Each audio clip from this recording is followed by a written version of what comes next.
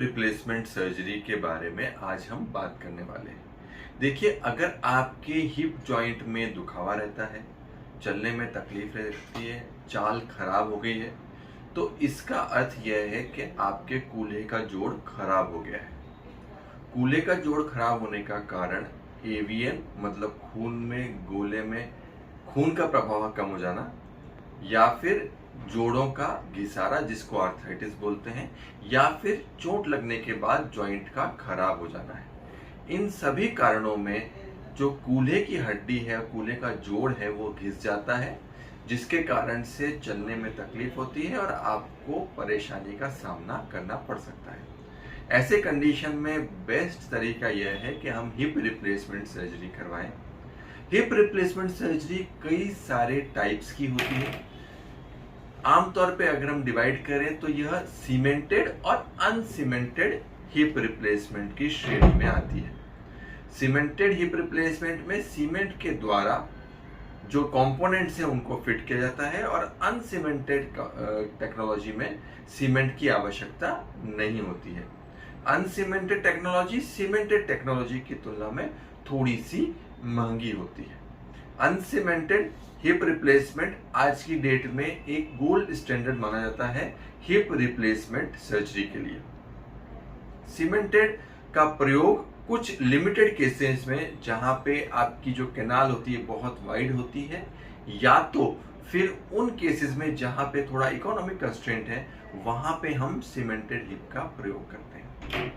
अब uncemented hip की बात करें तो कई सारे तरह के अनसीमेंटेड हिप रिप्लेसमेंट्स जो हैं वो मार्केट में अवेलेबल हैं।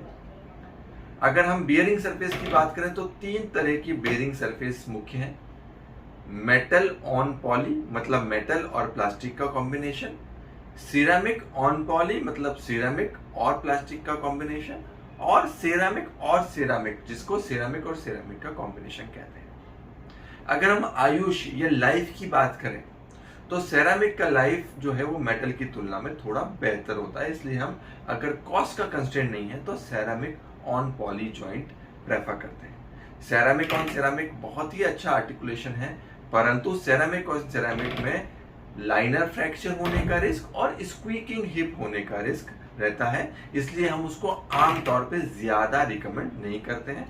तो अगर आप हमसे पूछें तो बेस्ट आर्टिकुलेशन आज की तारीख में सेरामिक ऑन पॉली आर्टिकुलेशन है, जिससे हम मरीज को काफी लंबा जॉइंट का आयुष्य दे सकते हैं। स्टेम की बात करें तो टोटली पोरस कोटेड हिप भी होता है और पार्शियली पोरस कोटेड हिप भी होता है, और दोनों की ये अपने फायदे और नुकसान है।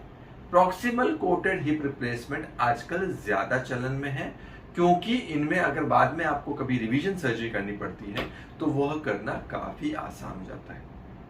कई कॉम्प्लेक्स सिनारियोज में जहां पे आपके सामने डिफिकल्ट सिनारियो है, डिस्प्लेजिया है, नेक छोटी है, तो एस रूम हिप जो होता है वो भी एक बहुत ही अच्छा हिप है, जिसमें मॉड्युलैरिटी और कॉम्बिनेशन ज्यादा मिलते हैं, तो उसका भी प्रयोग किया जाता है।